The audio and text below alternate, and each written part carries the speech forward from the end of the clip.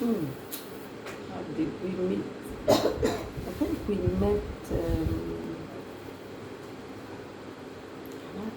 Time run, love. Yeah, Met where?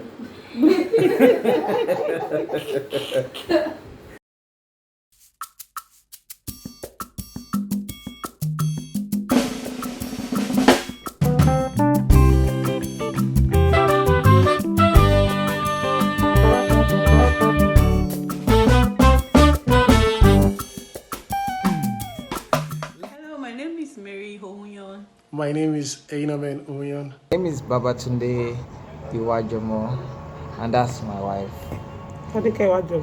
Michael Akiola, and with me here is my wife. Adedola Akiola. My name is Bukola. Okay, my name is Steven. We are Mr. and Mrs. Umukoro. Yemi Onokoya. Funke Onokoya is my name. My name is David Oluwasegun Shotikai. I am Abisola Olubukola Shotikai. My name is Mr. Christopher Adadi. My name is Mrs. Esther Adejoke Adadi. There was no meeting. No meeting at all. Because for those who know me, I grew up living at number 101 Lawansu Road. And that was where we happened to meet for the first time. She lived there for a while and we've just been friends ever since that time. So there was no really we met at a particular place or at a certain point. No, we've just really grown up together from childhood. The same church, in the same local church, St. Paul's Anglican Church, Okturupa. We're like family friends in the same locality. Each other as family friends. Actually met on campus. We attended the same school, Lagos State Polytechnic in Summer. I went one day to one of my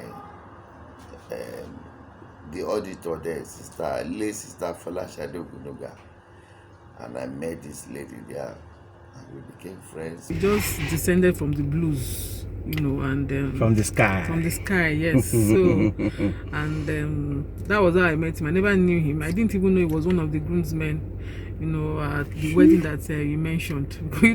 I was busy attending to the bride.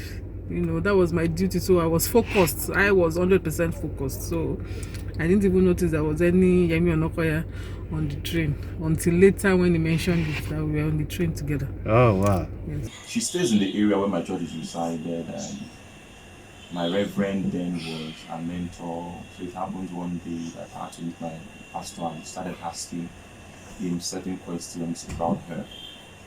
So I saw you at the camp meeting. So, Camp meeting. you're looking so dark and skinny that time. Hey, But it's pretty okay. babe, So I think that was the first time we met. No, that was the first time I met you. Oh, you saw me. Okay, I saw you. We didn't meet then. Okay. So I can't really remember. It must have been at one of the fellowship meetings anyway. I knew she was the one, by a conviction that I received from God, that she's the one for me. And I said yes, also by the conviction of the Holy Spirit. The list of some things, priorities, values that I want to see in the woman I want to spend the rest of my life with, and she possesses most of them. So moving forward from there, I had peace. So I moved on with the proposal.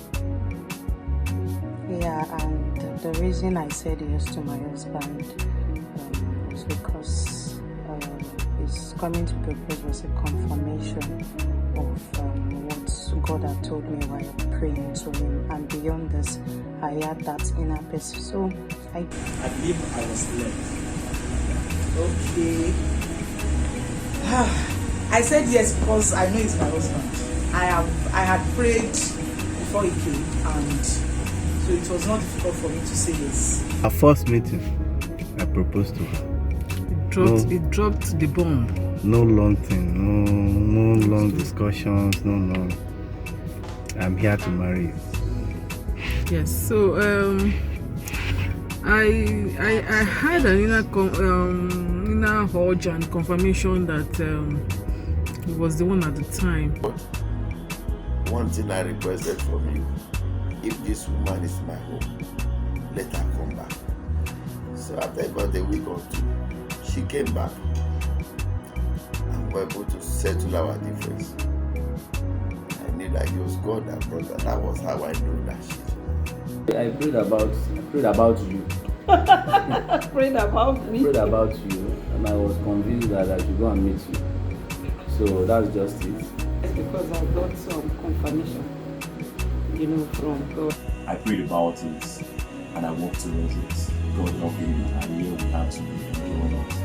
Got to that point where I really needed her to come visit and come stay, not come visit and go again, because I've been around really made my life so much more better. So that's how I think I knew she was the one. Wife, why did you say yes? Okay. I guess when you find someone and you feel like you can trust with your entire life, the decision was quite easy. I just asked myself, do you trust this person with your life? Can you trust this person with your life, your future and everything? And the answer was easy, so yeah. 18 months. 9 years, 9 months. Over 28 years. 9 years still counting. It's going to be 17 years come October. 2 years plus. 7 years of marriage. That we cannot overemphasize the God factor, which is very key. Then also we're intentional, and here and there there's a lot of understanding, patience, sacrifice, and compromises as well. And also maybe because we are friends. Normally when you are with your best friend, when you offend each other, you look for how to settle it so that you can get along again. I think it's a good one. Many other things that have kept us going is the grace of God, which I cannot overemphasize.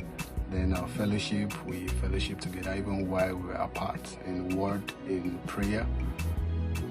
Yeah, another thing that has kept us going in this marriage is communication. Communication has really helped us to understand each other. We try to understand each other also, and understanding is it's an unending thing. We are still trying to understand each other. God is helping us. Okay, and also chipping this in, we try to forgive each other.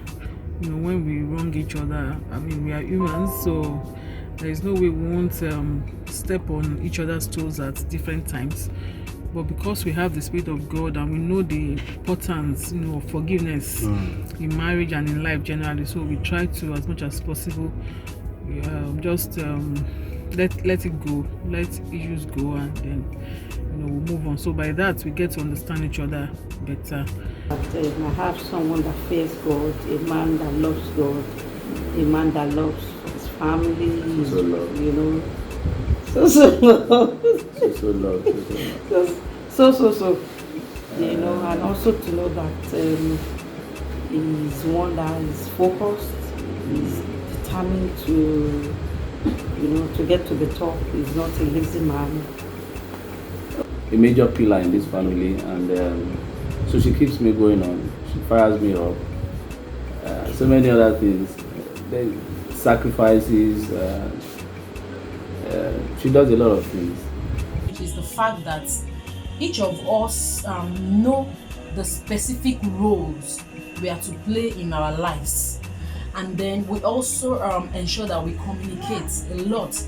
If I'm at work and he's at work as well, if I'm to make a decision, I will call him and I'll tell him this is what I want to do, and except he's busy, so we don't joke with communication. We communicate 24/7. Really, it's a case of just finding the right person that you always want to be around. Like I say to her on some occasions, when I go to work, there's never a moment where I think twice about wanting to come home.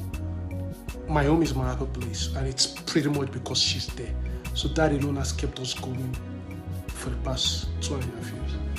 Yeah, for me, I think it's basically the friendship. Like when you're really friends with someone, it makes every other thing easy. When you're hungry, you're still friends. When things are not going well, you're still friends. So it's the friendship. It's hard to. Grace of God keeps us going in our marriage. We resolve issues. when we have agreements. There's always a place to resolve the issue, and that's our bed. Just know that with God on your side, and then you open up yourself to mentorship, to learn from those that have gone ahead of you. Look for that very, very good example that you can learn from. You can emulate some things from. I don't encourage that you emulate everything from. You should be responsible to yourself, to others around you. Be hardworking. Do not entertain idleness at any point in time. And be good to people around you. Be good, be kind, not because of what you're going to get from them, but make it part of you. About your life, be prepared for what is called marriage. Marriage is not a child thing. It's not bread and butter. It's something that you need to prepare for, so that whatever it is that you meet in it, with God on your side, you'll be able to scale through. Try to lay a solid foundation from the onset. And when I say solid foundation, I mean try to communicate more by discussing what your ambitions are, what the purpose for the marriage is. You need to take out time as much as possible to have serious discussions and friends with your wife, whereas you guys are open to communicating honestly, communicating fully. Let there be no tiny issues where you feel okay. It's not every issue should be communicated. Don't carry over any issue. Just sort it out. Iron out the issues immediately and sort it out. Don't have no fear. Jettison the fear of the future. Trust in God, pray, and let God order your steps. Individual knows his or her specific vision, his or her specific vision, yes, what God has called you to do, so that you as an individual, when you know your vision, by the time you're bringing it together with your spouse, you'll be able to complement each other, okay, so that you fulfill that vision that says 1 will chase 1,000 and 2 will chase 10,000. Why did you start? Don't despise the day of the little. I used to tell them, start from somewhere. And if you can start from somewhere, that's my advice for you.